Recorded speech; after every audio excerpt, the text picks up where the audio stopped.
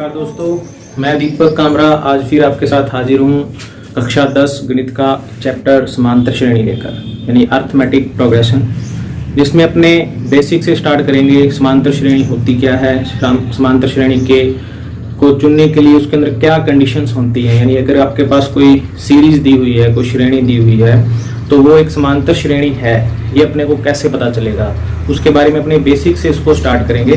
तो सबसे पहले अपने बात करते हैं कि समांतर श्रेणी होती क्या है।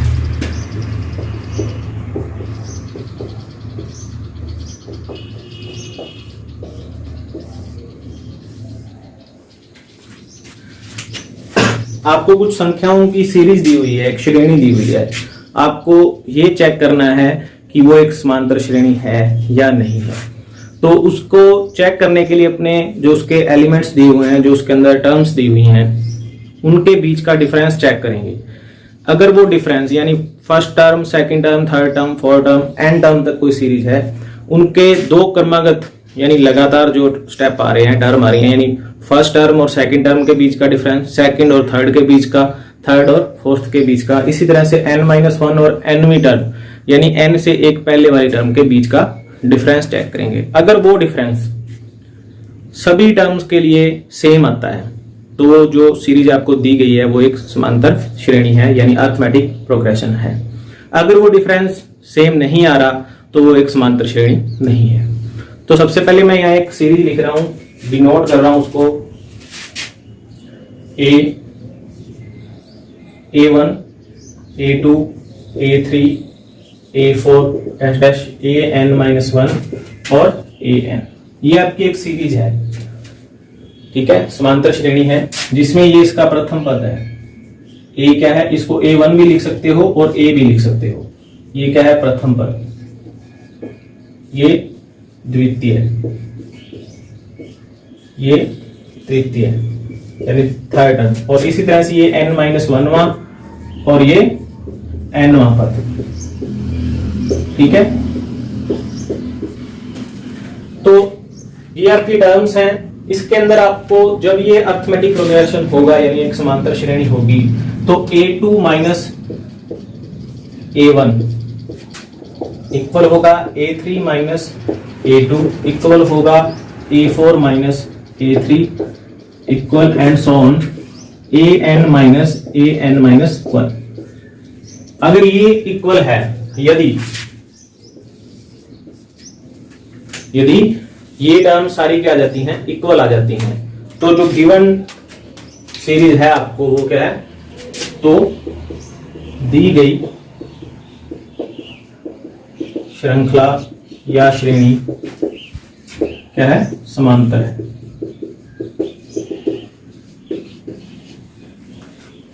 ठीक है। सबसे पहले जो इसका फर्स्ट स्टेप है, फर्स्ट स्टेप यानी प्रथम टर्म जो है, प्रथम पद जो है, उसको कहते हैं ए। प्रथम पद को किससे शो करते हैं, ए से, सिंबल है ये इसका ए। और जब कभी आप दो क्रमागत पदों का अंतर सार्वंतर कहलाता है। क्या कहलाता है, सार्वंतर कहलाता है।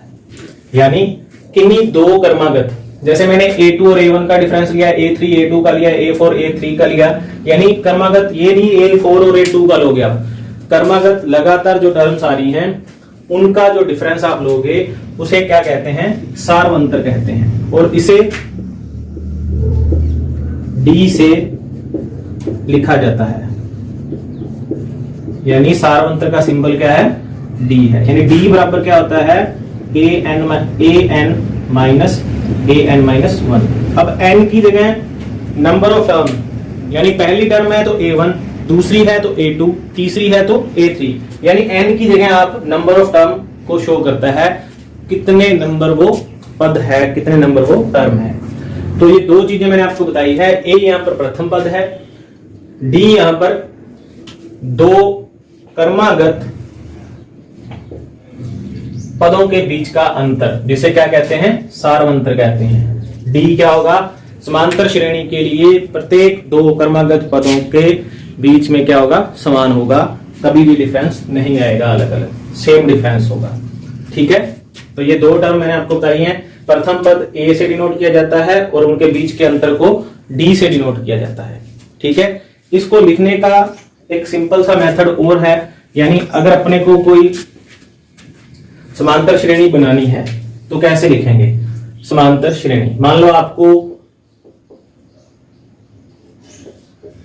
कह दिया जाए कि प्रथम पद ए है और उनका जो डिफरेंस यानी सार्वंतर है वो डी है, तो एक समांतर श्रेणी को लिखिए। यानी प्रथम पद क्या है आपका ए और सार्वंतर क्या है, डी है। ठीक है, आपको अब क्या लिखना है, एक समांतर श्रेणी लिखनी है। समांतर श्रेणी कैसे लिखेंगे उसको अपने देखते हैं। देखिए, प्रथम पद को हमेशा ए से लिखा जाएगा, यानी A1 इक्वल क्या आ जाएगा ए, और द्वितीय यानी A2 बराबर होता है A प्लस डी, यानी प्रथम पद के अंदर उस सार्वंतर को जोड़ दिया जाए तो क्या आ जाएगा आपका A2 आ जाएगा। इसी तरह से A3 थर्ड टर्म, तो ये A3 बराबर क्या हो जाएगा A प्लस 2D लिख सकते हैं, यानी D का डबल प्लस A, या इसको आप इस तरह से लिख सकते हैं A2 प्लस D। इन दोनों में से आप कुछ भी लिख सकते हो। ठीक है, इसी तरह से A4 इक्वल क्या हो जाएगा A प्लस 3D या A3 प्लस D। यहां पर एक चीज नोट करना, जब A2 लिखा था तो यहाँ A1 यानी A आया था, जब A3 लिखा तो यहाँ A2 प्लस D आया, A4 लिखा तो A3 D आया, यानी जिस टर्म को आप लिख रहे हो उससे पहले वाली टर्म में सार्वंतर को जोड़ दिया गया है। और इसी को दूसरे तरह से लिखने के लिए देखिए, यहाँ A2 के लिए A प्लस 1D, A3 के लिए A प्लस 2D, यानी 3 जो यहाँ नंबर ऑफ टर्म थी उससे एक कम का D में मल्टीप्लाई हो रहा है। इसी तरह से यहाँ 4 था तो यहाँ 3 का D में मल्टीप्लाई हो रहा है। ठीक है, A के अंदर इससे एक कम D लिखा जाएगा, यानी 3D, 4 के लिए 3D। इसी तरह से अगर अपने बात करें nवीं टर्म के लिए तो an इक्वल हो जाएगा A plus n minus 1 into D. ठीक है, या इसको आप लिख सकते हो दूसरे तरह से, यहां देखिए यहाँ 3 है तो यहाँ क्या था 4 है, तो इसको A n minus 1 plus D, ये दोनों चीजें बराबर हैं A n के लिए। ठीक है, तो ये था आपका एक समांतर श्रेणी को लिखने का तरीका कि अगर आपको प्रथम पद और सार्वंतर दिया गया है तो आप उससे समांतर श्रेणी को बना सकते हो। इसी तरह से इसके अंदर आगे जो क्वेश्चन आएंगे उसमें अपने समझेंगे कि अगर आपको कुछ टर्म्स दी हुई हैं, यानी समांतर श्रेणी के कुछ पदों की वैल्यू आपको गिवन है, तो आप उनसे आगे के स्टेप यानी आगे की टर्म्स को फाइंड कर सकते हैं। ठीक है, तो नेक्स्ट अपने देखते हैं आगे इसके अंदर nवीं टर्म कैसे फाइंड करते हैं, n-1वीं टर्म कैसे फाइंड करते हैं, और अलग अलग क्वेश्चंस हैं, तो आइए देखें।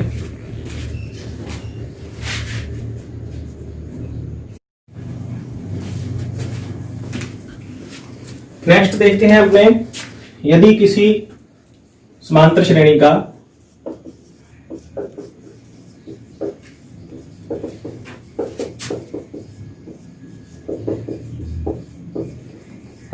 nवां पद ज्ञात करना हो, तो उसके लिए मैंने आपको इधर एक फॉर्मूला लिखाया है। जैसे मैंने आपको बताया कि किस तरह से अपने उसके first, second, third, fourth, fifth और nवीं टर्म को फाइंड कर सकते हैं। तो ये वाला फॉर्मूला देखिए, ये वाला an equal A plus n minus 1 into D. तो nवां पद क्या होगा, an equal A plus n minus 1 into D. ये फॉर्मूला है, n नंबर ऑफ टर्म होगी, यानी अगर उसने आपको कहा है कि उसका अंतिम पद 15वां है तो n की जगह 15 आ जाएगा। A और D की वैल्यू आपको गिवन होगी, उसको अपने इसके अंदर पुट करके नेक्स्ट इसका nवां पद ज्ञात कर सकते हैं। इसके बाद आता है कि यदि श्रेणी का अंतिम पद L, जिसको किसे L से शो करते हैं, दिया गया हो, तो अंतिम पद आपको L दिया गया है तो आपको nवां पद ज्ञात करना है। अब nवां पद कैसे ज्ञात करना है? मान लीजिए आपको अंतिम पद l दिया गया है। ये कोई आपकी सीरीज है a1 a2 एंड an, ठीक है। अब ये an की जगह आपको क्या दिया गया है? l दिया गया है, यानी ये आपको बता दिया कि l जो है वो क्या आपका अंतिम पद है। तो अंतिम पद से यानी पीछे से इसको स्टार्ट करना है, पहले अपने फ्रंट से इसको ले रहे थे स्टार्टिंग पॉइंट से और इस तरफ चल रहे थे। अब वो कह रहा है कि अंतिम पद l से nवां पद, यानी अंतिम पद से nवां पद, ठीक है। अंतिम पद l है, तो इससे अपने किसी भी nवें पद को ज्ञात करेंगे तो क्या आएगा? l माइनस, यानी अंतिम अंत से nवां पद बराबर l minus n minus 1 into D. ये इसका फॉर्मूला है। l आपका यहाँ अंतिम पद है, n उस पद की संख्या होगी, कितने नंबर पद आपको फाइंड करना है लास्ट से, d उनका सारवंतर होगा। तो ये दो फॉर्मूले हैं, मेन फॉर्मूले हैं। an यानी nवां पद, जब इसको अपने फर्स्ट पॉइंट से यानी प्रथम टर्म से पद से ज्ञात करेंगे तो an equal a plus n minus 1, और यदि आपको श्रेणी का अंतिम पद यानी लास्ट टर्म आपको गिवन है l से उसको डिनोट करेंगे, तो आपको अंत से मान लो 15वां, अंत से 10वां पद ज्ञात करना है, तो उसके लिए l minus n minus 1 into D का फॉर्मूला यूज होगा। तो अब अपने नेक्स्ट करते हैं आगे क्वेश्चन। नेक्स्ट यहाँ कुछ क्वेश्चन लिखे हैं, बेसिक से स्टार्ट कर रहे हैं। क्वेश्चन है आपका, किसी समांतर श्रेणी का प्रथम पद a व सारवंतर d ज्ञात करो। सबसे पहले तो आपको ये चेक करना है, मैंने यहाँ 3 क्वेश्चन लिखे हुए हैं, इन सब में सर्वप्रथम जो स्टेप है आपका वो ये है कि जो आपको सीरीज दी गई है वो एक समांतर श्रेणी है या नहीं है। अगर समांतर श्रेणी है तो फिर अपने आगे का स्टेप यानी प्रथम पद a और सारवंतर d ज्ञात करेंगे। अगर वो समांतर श्रेणी नहीं है तो अपने उसको सॉल्व नहीं करेंगे। तो सबसे पहला क्वेश्चन है 6, 9, 12, 15 एंड सो ऑन। यानी ये कहता है कि आपके पास एक गिवन सीरीज है, इसका कंपैरिजन करते हैं अपने a1, a2, a3 and so on an तक होगा। अपने को उसने 4 टर्म दी हुई हैं, ठीक है। तो सारवंतर d बराबर क्या होता है? सर्वप्रथम a2 माइनस a1 करेंगे, a2 माइनस a1, तो a2 9 है, a1 6 है, सारवंतर कितना आया? d, पहले दो पदों का। अब दूसरे और तीसरे के लिए देखिए, a3 माइनस a2, a3 12 और ये 9 3। अब तीसरे और चौथे के लिए देखिए, d equal a4 minus a3, तो ये हो जाएगा 15 माइनस 12 3। तो यहां देखिए तीनों बार अपना जो सारवंतर था वो क्या आया? 3 आया, फर्स्ट, सेकंड और ये थर्ड। तीनों बार क्या है? सारवंतर सेम आया है। इसका मतलब जो गिवन सीरीज है वो आपकी क्या है? एक समांतर श्रेणी है। अब आपने सबसे पहले इसका सर्वप्रथम प्रथम पद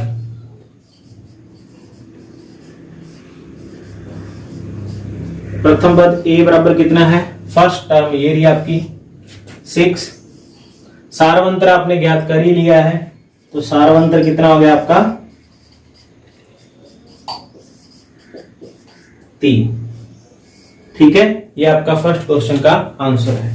सर्वप्रथम आपको फर्स्ट स्टेप यही करना है कि जो दी गई सीरीज है अगर उसके बारे में आपको ये नहीं बताया गया कि वो एक समांतर श्रेणी है या नहीं है, तो उसको आपने पहले चेक करना है कि वो समांतर श्रेणी है। इसी तरह से अब आपने देखते हैं दूसरे क्वेश्चन के अंदर, तो सारवंतर d बराबर a2 माइनस a1 का क्रम है, a2 माइनस का 9 माइनस माइनस का 7। यहां देखिए ये माइनस मैंने फॉर्मूले वाला लगाया है और ये -7 के साथ था, ठीक है।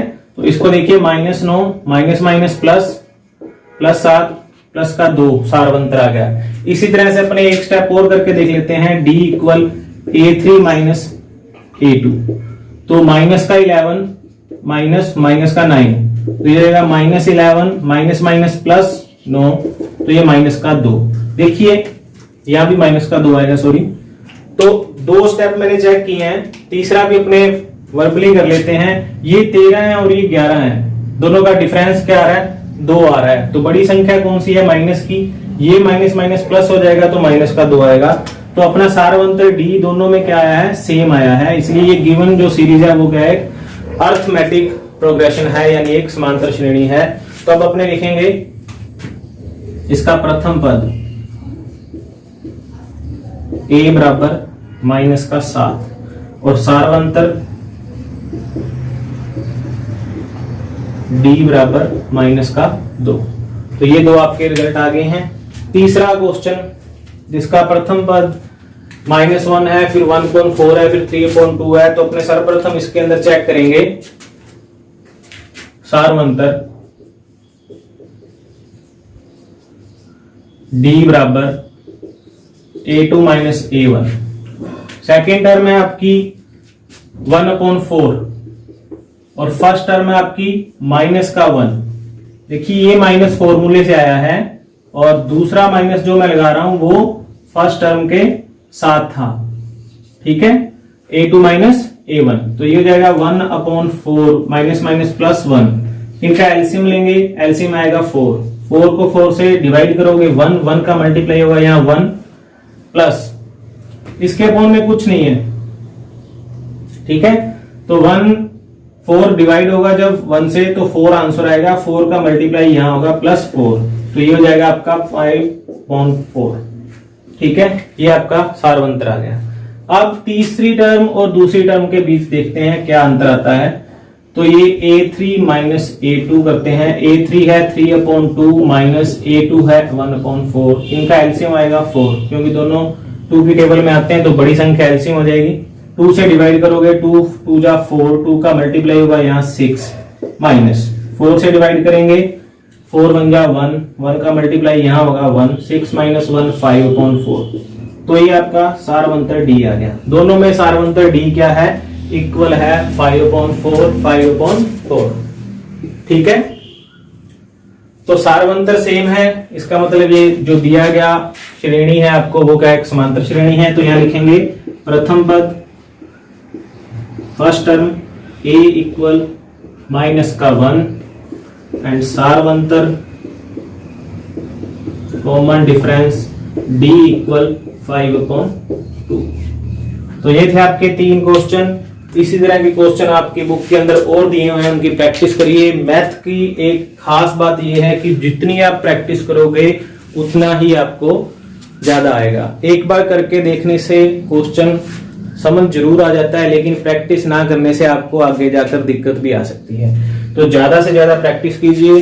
समांतर श्रेणी चैप्टर है आपका आरबीएससी के अंदर चैप्टर नंबर 5, जिसके मैंने फर्स्ट 5.1 के 3 क्वेश्चन करवाए हैं। तो आगे क्वेश्चन जो इसके अंदर दिए हुए हैं 5 हैं, उनको अपने सॉल्व करना है। आज के लिए इतना ही, धन्यवाद।